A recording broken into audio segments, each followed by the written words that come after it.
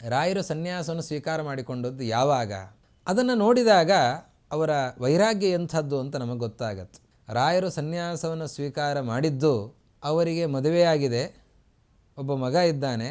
ಆ ಮಗನಿಗೆ ಆವಾಗ 7 ತುಂಬಿ 8 ಆ ವಯಸ್ಸು, ಮಗನಿಗೆ ಉಪನಯನ ಆಗಬೇಕು. ಆ ಸಂದರ್ಭದಲ್ಲಿ ಅವರು ಸನ್ಯಾಸಕ್ಕೆ ಅಂತ ಸಿದ್ಧರಾಗಿದ್ದಾರೆ. ಗುರುಗಳಾದ ಸುಧೀಂದ್ರ ತೀರ್ಥರು ರಾಯರಲ್ಲಿ ಹೇಳ್ತಾರೆ, ವೆಂಕಣ್ಣ ಅವರಿಗೆ ಹೇಳ್ತಾ ಇದ್ದಾರೆ, ವೆಂಕಟನಾಥ ಅಂತ ಪೂರ್ವಾಶ್ರಮದ ನಾಮಧೇಯ. ವೆಂಕಟನಾಥನಿಗೆ ಹೇಳ್ತಾರೆ, ನೀನು ಸನ್ಯಾಸವನ್ನು ಸ್ವೀಕಾರ ಮಾಡಬೇಕು, ಉತ್ತರಾಧಿಕಾರಿಯಾಗಿ ವೇದಾಂತ ಸಾಮ್ರಾಜ್ಯವನ್ನು ನಡೆಸಿಕೊಂಡು ಹೋಗಬೇಕು ಅಂತ.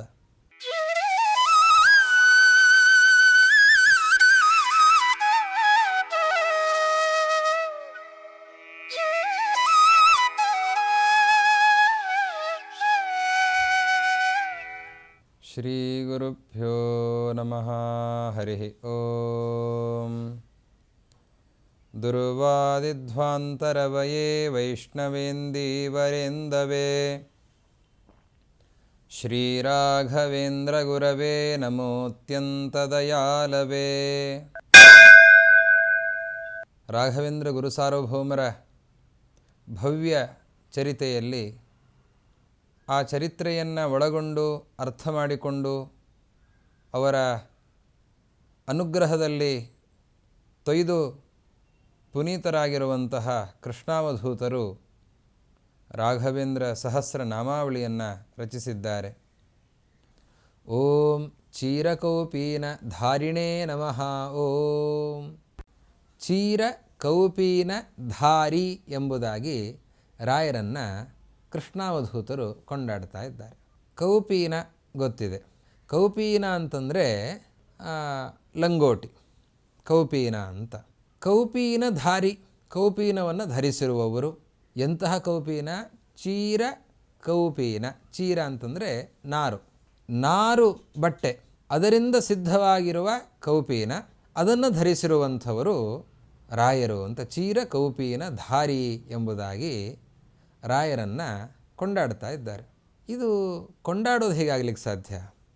ಚೀರ ಕೌಪೀನ ಧಾರಿ ಅಂತ ರಾಯರನ್ನು ಕೊಂಡಾಡೋದು ಹೇಗಾಗಲಿಕ್ಕೆ ಸಾಧ್ಯ? ಲಂಗೋಟಿ ಹಾಕ್ಕೊಂಡವರು ಅಂತ ಯಾರನ್ನಾದರೂ ಹೊಗಳಲಿಕ್ಕೆ ಸಾಧ್ಯ ಇದೆಯಾ ಅಂತಂದರೆ, ಕೌಪೀನಧಾರಿ ಅಂತನ್ನುವ ಶಬ್ದ ಅದು ವೈರಾಗ್ಯವನ್ನು ಸೂಚಿಸುತ್ತೆ. ಕೌಪೀನಧಾರಿ ಅನ್ನುವ ಶಬ್ದ ವೈರಾಗ್ಯವನ್ನು ಹೇಳುವಂತಹ ಶಬ್ದ. ಏನು ಎಲ್ಲವನ್ನು ಪರಿತ್ಯಾಗ ಮಾಡಿದ್ದಾರೆ, ಒಂದು ಕೌಪೀನ ಹಾಕ್ಕೊಂಡಿದ್ದಾರೆ ಅಂತ. ಕೌಪೀನ ಹಾಕ್ಕೊಂಡಿದ್ದಾರೆ ಅಂತಂದರೆ ವೈರಾಗ್ಯ, ಅಂತಹ ವೈರಾಗ್ಯ ಇದೆ ಅವರಿಗೆ. ಎಲ್ಲ ವಸ್ತ್ರಗಳನ್ನು ಪರಿತ್ಯಜಿಸಿದ್ದಾರೆ. ಅನೇಕ ರೀತಿಯ ವಸ್ತ್ರಗಳನ್ನು ಅವರು ಧರಿಸ್ತಾ ಇಲ್ಲ, ಬಗೆ ಬಗೆಯ ಬಟ್ಟೆಗಳನ್ನು ಧರಿಸ್ತಾ ಇಲ್ಲ, ಬಣ್ಣ ಬಣ್ಣದ ಬಟ್ಟೆಗಳನ್ನು ಧರಿಸ್ತಾ ಇಲ್ಲ. ಅವರೊಂದು ಕೌಪೀನ ಹಾಕ್ಕೊಂಡಿದ್ದಾರೆ. ಕೌಪೀನ ಹಾಕ್ಕೊಂಡಿದ್ದಾರೆ ಅಂತನ್ನೋದು ವೈರಾಗ್ಯ ಸೂಚಕ. ಅದು ಬಟ್ಟೆಗಳ ಮೇಲಿನ ವ್ಯಾಮೋಹವನ್ನು ಬಿಟ್ಟಿದ್ದಾರೆ ಅನ್ನುವ ಅರ್ಥವನ್ನು ಹೇಳುತ್ತೆ. ದೇಹದ ಮೇಲಿನ ವ್ಯಾಮೋಹವನ್ನು ಪರಿತ್ಯಜಿಸಿದ್ದಾರೆ ಅನ್ನುವ ಅರ್ಥವನ್ನು ಹೇಳುತ್ತೆ. ಚಳಿ, ಮಳೆ, ಗಾಳಿ, ಬಿಸಿಲು, ಅವುಗಳಿಗೆ ಅಂಜದ ಶರೀರ, ಅವುಗಳಿಗೆ ಹೆದರದ ಶರೀರ, ಅಂತಹ ದೃಢ ಮನಸ್ಕರು ಅಂತನ್ನುವ ಅರ್ಥವನ್ನು ಹೇಳುತ್ತೆ.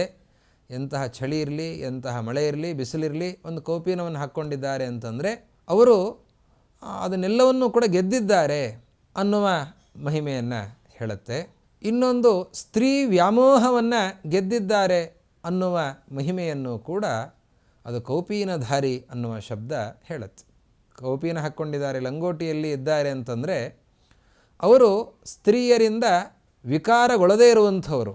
ಎಂತಹ ಮನಮೋಹಕರಾದ ಸ್ತ್ರೀಯರನ್ನು ನೋಡಿದರೂ ಕೂಡ ವಿಕಾರಕ್ಕೆ ಒಳಗಾಗದಿರುವಂಥವರು ಅನ್ನುವ ಮಹಿಮೆಯನ್ನು ಕೌಪೀನಧಾರಿ ಅನ್ನುವ ಶಬ್ದ ಹೇಳುತ್ತೆ. ಅದರಲ್ಲಿಯೂ ಕೂಡ ಚೀರ ಅನ್ನುವ ಶಬ್ದ ಸೇರಿಕೊಂಡಿದೆ. ಚೀರ ಅನ್ನುವ ಶಬ್ದ ನಾರು ಮಡಿಯನ್ನು ಹೇಳುವಂತಹ ಶಬ್ದ.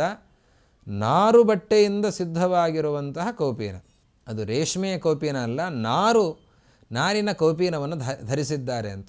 ನಾರು ಅನ್ನೋದೇ ಅದು ವೈರಾಗ್ಯಕ್ಕೆ ಸಂಕೇತ. ರಾಮಾಯಣದಲ್ಲಿ ನಾವು ಕೇಳುತ್ತೇವೆ, ಶ್ರೀರಾಮಚಂದ್ರ ಕಾಡಿಗೆ ಹೊರಟಾಗ ರೇಷ್ಮೆಯ ವಸ್ತ್ರಗಳನ್ನು ಪರಿತ್ಯಜಿಸಿ, ಅವತ್ತು ಪಟ್ಟಾಭಿಷೇಕ ಆಗಬೇಕಾದಂತಹ ದಿವಸ, ಅವತ್ತು ಒಳ್ಳೆಯ ರೇಷ್ಮೆಯ ವಸ್ತ್ರಗಳನ್ನು ಉಟ್ಟಿದ್ದ ರಾಮಚಂದ್ರ ಅದನ್ನು ಪರಿತ್ಯಜಿಸಿ ಅವನು ನಾರು ಮಡಿಯನ್ನು ಉಟ್ಟುಕೊಂಡು ಕಾಡಿಗೆ ಹೊರಟಿದ್ದಾನೆ. ತುಂಬ ಒರಟೊರಟಾಗಿರುವಂಥದ್ದು.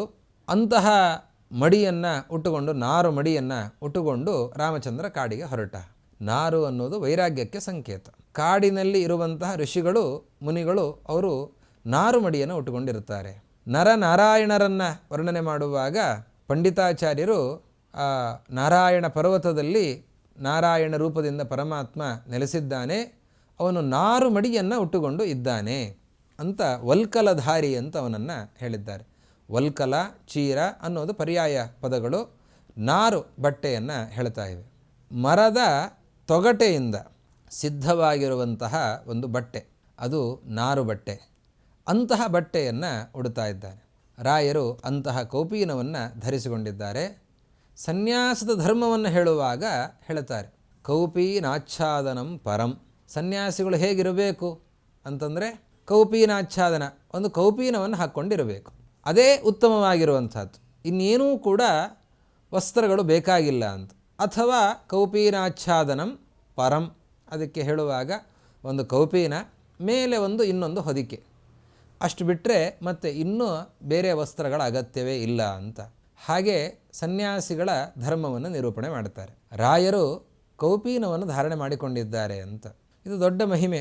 ರಾಯರು ಸನ್ಯಾಸವನ್ನು ಸ್ವೀಕಾರ ಮಾಡಿಕೊಂಡದ್ದು ಯಾವಾಗ, ಅದನ್ನು ನೋಡಿದಾಗ ಅವರ ವೈರಾಗ್ಯ ಎಂಥದ್ದು ಅಂತ ನಮಗೆ ಗೊತ್ತಾಗತ್ತೆ. ರಾಯರು ಸನ್ಯಾಸವನ್ನು ಸ್ವೀಕಾರ ಮಾಡಿದ್ದು, ಅವರಿಗೆ ಮದುವೆಯಾಗಿದೆ, ಒಬ್ಬ ಮಗ ಇದ್ದಾನೆ. ಆ ಮಗನಿಗೆ ಆವಾಗ 7 ತುಂಬಿ 8 ಆ ವಯಸ್ಸು, ಮಗನಿಗೆ ಉಪನಯನ ಆಗಬೇಕು. ಆ ಸಂದರ್ಭದಲ್ಲಿ ಅವರು ಸನ್ಯಾಸಕ್ಕೆ ಅಂತ ಸಿದ್ಧರಾಗಿದ್ದಾರೆ. ಗುರುಗಳಾದ ಸುಧೀಂದ್ರ ತೀರ್ಥರು ರಾಯರಲ್ಲಿ ಹೇಳ್ತಾರೆ, ವೆಂಕಣ್ಣ ಅವರಿಗೆ ಹೇಳ್ತಾ ಇದ್ದಾರೆ, ವೆಂಕಟನಾಥ ಅಂತ ಪೂರ್ವಾಶ್ರಮದ ನಾಮಧೇಯ. ವೆಂಕಟನಾಥನಿಗೆ ಹೇಳ್ತಾರೆ, ನೀನು ಸನ್ಯಾಸವನ್ನು ಸ್ವೀಕಾರ ಮಾಡಬೇಕು, ಉತ್ತರಾಧಿಕಾರಿಯಾಗಿ ವೇದಾಂತ ಸಾಮ್ರಾಜ್ಯವನ್ನು ನಡೆಸಿಕೊಂಡು ಹೋಗಬೇಕು ಅಂತ. ಸುಧೀಂದ್ರ ತೀರ್ಥರು ವೆಂಕಟನಾಥರಿಗೆ ಯಾಕೆ ಹೇಳಿದರು, ಅವರ ವಿದ್ಯಾ ವೈಭವವನ್ನು ನೋಡಿದ್ದಾರೆ. ಆವಾಗಲೇ ಅವರಿಗೆ ಮಹಾಭಾಷ್ಯಾಚಾರ್ಯರು ಅಂತ ಕರೀತಾ ಇದ್ದಾರೆ. ವ್ಯಾಕರಣದಲ್ಲಿ ನಿಸ್ಸೀಮ ಪ್ರಭುತ್ವ, ನ್ಯಾಯಶಾಸ್ತ್ರದಲ್ಲಿ ಪಾಂಡಿತ್ಯ, ವೇದಾಂತ ಶಾಸ್ತ್ರದಲ್ಲಿ ಆಳವಾದಂತಹ ಪಾಂಡಿತ್ಯ. ಹೀಗೆ ನ್ಯಾಯಶಾಸ್ತ್ರ, ವ್ಯಾಕರಣ, ಮೀಮಾಂಸ, ವೇದಾಂತ ಎಲ್ಲ ಶಾಸ್ತ್ರಗಳಲ್ಲಿ ಅದ್ಭುತವಾದಂತಹ ವಾಕ್ಪಟುತ್ವ, ಪ್ರತಿಭೆ, ಅದೇ ರೀತಿಯಲ್ಲಿ ಅವರಿಗಿರುವಂತಹ ಜಾಣ್ಮೆ, ಅದನ್ನೆಲ್ಲವನ್ನೂ ಕೂಡ ಗಮನಿಸಿದಂತಹ ಸುಧೀಂದ್ರ ತೀರ್ಥರು ಅದರ ಜೊತೆಯಲ್ಲಿ ಅವರಿಗಿರುವಂತಹ ವೈರಾಗ್ಯ, ಎಂತಹ ವೈರಾಗ್ಯ ಅವರಿಗೆ ಅಂದರೆ ಅವರು ಸನ್ಯಾಸವನ್ನು ಸ್ವೀಕಾರ ಮಾಡುವ ಮೊದಲೇ ಅಂತಹ ವೈರಾಗ್ಯ ರಾಯರಿಗೆ. ಎಂತಹ ವೈರಾಗ್ಯ, ಅವರಲ್ಲಿ ಬೇಕಾದಷ್ಟು ವಿದ್ಯೆ ಇತ್ತು. ಅವರ ವಿದ್ಯೆಯಿಂದ ಅವರು ಬೇಕಾದ್ದನ್ನು ಸಂಪಾದನೆ ಮಾಡಿಕೊಳ್ಳಬಹುದಾಗಿತ್ತು. ಆದರೆ ವಿದ್ಯೆಯನ್ನು ಅವರು ಮಾರಾಟಕ್ಕೆ ಇಡಲಿಲ್ಲ. ಯಾರು ಬರ್ತಾರೆ ಶಿಷ್ಯರು, ಅವರಿಗೆ ಪಾಠವನ್ನು ಮಾಡ್ತಾ ಇದ್ದಾರೆ, ಹೊರತಾಗಿ ವಿದ್ಯೆಯಿಂದ ಸಂಪಾದನೆ ಮಾಡೋದಕ್ಕೆ ಹೆಜ್ಜೆಯನ್ನು ಇಡಲಿಲ್ಲ ರಾಯರು. ಮನೆಯಲ್ಲಿ ಕಡು ಬಡತನ. ಎಂತಹ ಬಡತನ ಅಂತಂದರೆ, ನಮಗೆ 15 ದಿವಸಕ್ಕೆ ಒಮ್ಮೆ ಏಕಾದಶಿ ಅಂತಾದರೆ, ಏಕಾದಶಿ ದಿವಸ ಮಾತ್ರ ಉಪವಾಸ ಅಂತ ನಮ್ಮ ಆಚರಣೆ ಇದ್ದರೆ, ರಾಯರಿಗೆ ಹಾಗಲ್ಲ. ಪಕ್ಷದಲ್ಲಿ 5 ದಿವಸ 6 ದಿವಸ ಏಕಾದಶಿಯಂತೆ ಉಪವಾಸಗಳು ನಡೀತಾ ಇವೆ. ಕೇವಲ ನೀರನ್ನು ಕುಡಿದುಕೊಂಡು ಕೆಲವು ದಿವಸ ಕಳೀತಾ ಇದ್ದಾರೆ. ಆ ರೀತಿಯಲ್ಲಿ ರಾಯರ ಜೀವನ. ಅಷ್ಟಾಗಿಯೂ ಕೂಡ ದೇವರ ಹತ್ತಿರ ಕೇಳಲಿಲ್ಲ, ದೇವರೇ ನನಗೆ ಸಂಪತ್ತಿನ ಕೊರತೆ ಇದೆ, ಏನಾದರೂ ಸಂಪತ್ತನ್ನು ನೀಡು ಅಂತ ಕೇಳಲಿಲ್ಲ. ಅವರ ಮಡದಿಯೂ ಕೂಡ ಸಹಧರ್ಮಚಾರಿಣಿ, ಅವರ ವ್ಯಕ್ತಿತ್ವಕ್ಕೆ ಅನುಕೂಲಳಾಗಿ ಧರ್ಮಾಚರಣೆಯಲ್ಲಿ ಇದ್ದಾರೆ. ಹೀಗಾಗಿ ಅವರ ಜೀವನ ಅತ್ಯಂತ ಸ್ವಚ್ಛವಾಗಿರುವಂಥದ್ದು, ವೈರಾಗ್ಯಪೂರ್ಣವಾಗಿರುವಂಥದ್ದು. ಅವರು ಸಂಪತ್ತನ್ನು ಅಪೇಕ್ಷೆ ಪಡದೇ ಇರುವಂಥವರು. ಪೂರ್ವಾಶ್ರಮದಲ್ಲಿಯೂ ಹಾಗೆ. ಅಂತಹ ಸಂದರ್ಭದಲ್ಲಿ ಸಂಪತ್ತನ್ನು ಅಪೇಕ್ಷಿಸಿಕೊಂಡು ಇದ್ದವರಲ್ಲ. ಅವರು ಸನ್ಯಾಸವನ್ನು ನಂತರ ಸ್ವೀಕಾರ ಮಾಡಿದರೂ ಗೃಹಸ್ಥರಾಗಿದ್ದಾಗಲೂ ಕೂಡ ವಿರಕ್ತರೇ ಆಗಿದ್ದರು. ಹೀಗಾಗಿ ಚೀರ ಕೌಪೀನಧಾರಿ ಅಂತನ್ನುವ ಶಬ್ದ ಯಾವ ವೈರಾಗ್ಯವನ್ನು ಹೇಳ್ತಾ ಇದೆ, ಆ ವೈರಾಗ್ಯ ಸನ್ಯಾಸಕ್ಕೆ ಮಾತ್ರ ಅನ್ವಯ ಆಗುವಂತಹದ್ದಲ್ಲ, ಅವರ ಗೃಹಸ್ಥ ಜೀವನಕ್ಕೂ ಕೂಡ ಅನ್ವಯವಾಗುವಂತಹ ಅವರ ವೈರಾಗ್ಯವನ್ನು ಸೂಚಿಸ್ತಾ ಇದೆ, ತಿಳಿಸಿಕೊಡ್ತಾ ಇದೆ. ಅಂತಹ ಸಂದರ್ಭದಲ್ಲಿ ಇವರು ಅಪೇಕ್ಷೆ ಪಟ್ಟು ಸನ್ಯಾಸನ ಸ್ವೀಕಾರ ಮಾಡಿದವರಲ್ಲ. ವಾಗ್ದೇವತೆಯ ಸೂಚನೆಯಂತೆ ಸರಸ್ವತೀ ದೇವನ ಸೂಚನೆ ಮಾಡ್ತಾ ಇದ್ದಾಳೆ, ಸನ್ಯಾಸವನ್ನು ಸ್ವೀಕರಿಸಬೇಕು ಅಂತ. ಹೀಗಾಗಿ ಸರಸ್ವತೀ ದೇವಿಯ ಸೂಚನೆಯಂತೆ ರಾಯರು ಸನ್ಯಾಸವನ್ನು ಸ್ವೀಕರಿಸಿದವರು, ಚೀರಕೋಪೀನವನ್ನು ಧಾರಣೆ ಮಾಡಿಕೊಂಡಂಥವರು. ಅಂತಹ ರಾಯರ ಎಡಬಲ ಭಾಗಗಳಲ್ಲಿ ನಾವು ಹಿಂದೆ ನೋಡಿದಂತೆ ಚಾಮರದ್ವಯ ಶೋಭಿತ ಎಡಬಲ ಭಾಗಗಳಲ್ಲಿ ಅವರಿಗೆ ಚಾಮರವನ್ನು ಹಾಕ್ತಾ ಇದ್ದಾರೆ. ಭಕ್ತರು ಸಾಕಷ್ಟು ಸೇವೆಗಳನ್ನು ಸಲ್ಲಿಸ್ತಾ ಇದ್ದಾರೆ. ಭಕ್ತರು ಸೇವೆಗಳನ್ನು ಸಲ್ಲಿಸ್ತಾ ಇದ್ದರೂ ಕೂಡ ರಾಯರು ಮಾತ್ರ ಚೀರಕೋಪಿನ ಧಾರಿಗಳೇ. ಅವರೊಂದು ಲಂಗೋಟಿಯನ್ನು ಮಾತ್ರ ಹಾಕ್ಕೊಂಡಿದ್ದಾರೆ. ಅವರು ಹಾಗೆ ವೈರಾಗ್ಯದಿಂದಲೇ ಇದ್ದಾರೆ. ಎಲ್ಲ ವೈಭವಗಳಿದ್ದರೂ ಕೂಡ ಅವರು ಮಾತ್ರ ವಿರಕ್ತರಾಗಿದ್ದಾರೆ. ಇದು ರಾಯರ ಮಹಾಮಹಿಮೆ. ಅದಕ್ಕೋಸ್ಕರ ಅವರನ್ನು ಕೊಂಡಾಡ್ತಾ ಇರೋದು ಚೀರಕೌಪೀನ ಧಾರಿ ಎಂಬುದಾಗಿ ಅವರನ್ನು ಕೊಂಡಾಡ್ತಾ ಇದ್ದಾರೆ. ಇಂತಹ ಮಹಾಮಹಿಮೆಯನ್ನು ಕೃಷ್ಣಾವಧೂತರು ಹೇಳ್ತಾ ಇದ್ದಾರೆ. ಈ ಮಹಿಮೆಯನ್ನು ನಾವು ಚಿಂತಿಸೋದರಿಂದ ನಮಗೆ ವೈರಾಗ್ಯ ಸ್ವಲ್ಪ ಮಟ್ಟಿಗೆ ಬಂದೀತು ಅಂತ. ವೈರಾಗ್ಯ ಬೇಕೇ. ವೈರಾಗ್ಯ ಇಲ್ಲ ಅಂತಾದರೆ ಜ್ಞಾನ ಬರಲಿಕ್ಕೆ ಸಾಧ್ಯ ಇಲ್ಲ. ವೈರಾಗ್ಯ ಬಂದರೆ ಆವಾಗ ಪಾತ್ರೆಯನ್ನು ತೊಳೆದಂತಾಗತ್ತೆ. ತೊಳೆದ ಪಾತ್ರೆಯಲ್ಲಿ ಹಾಲನ್ನು ಹಾಕಲಿಕ್ಕೆ ಆಗತ್ತೆ. ಪಾತ್ರೆಯನ್ನೇ ತೊಳೆದಿಲ್ಲ, ಕೊಳೆಯಾಗಿದೆ ಅಂದರೆ ಹಾಲು ಹಾಕಿದರೆ ಒಡೆದು ಹೋಗುತ್ತೆ. ತತ್ವಜ್ಞಾನ ನಮ್ಮ ಹೃದಯದಲ್ಲಿ ಉಂಟಾಗಬೇಕು ಅಂತಾದರೆ ಆ ಹೃದಯ ಪರಿಶುದ್ಧಿ ಆಗಬೇಕು.